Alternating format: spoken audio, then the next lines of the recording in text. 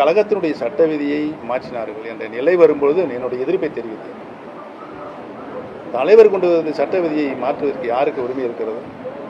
எந்த விதியை வேணாலும் திருத்தலாம். ஆனால் இந்த ஒரு விதியை மட்டும் கழகத்தினுடைய அடிப்படை தொண்டர்கள் தான் பொதுச் செயலாளரை தேர்ந்தெடுக்கப்பட வேண்டும், தேர்தல் மூலமாக தேர்வு செய்யப்பட வேண்டும் என்று சொன்ன விதியை அதற்குரிய காரணம் என்ன என்று உங்களுக்கு தெரியும். அவரை திமுகவிலிருந்து விளக்குகின்ற பொழுது 18 மாவட்ட செயலாளர்கள் விளக்கினார்கள்.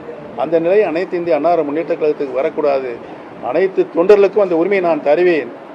பொதுச் செயலாளரை தேர்ந்தெடுத்து விட்டுதான் அந்த பொதுச் செயலாளர் பதவியில் அமர்ந்ததற்கு பின்னர் தான் ஊரக உள்ளாட்சி கிளைக்கழக தேர்தல், பேரூராட்சியினுடைய கிளைக்கழக தேர்தல், நகராட்சியினுடைய கிளைக்கழக தேர்தல், மாநகராட்சியினுடைய கிளைக்கழக தேர்தல் அந்த பொதுச்செயலாளர் நடத்தப்பட வேண்டும் என்று தான் விதி.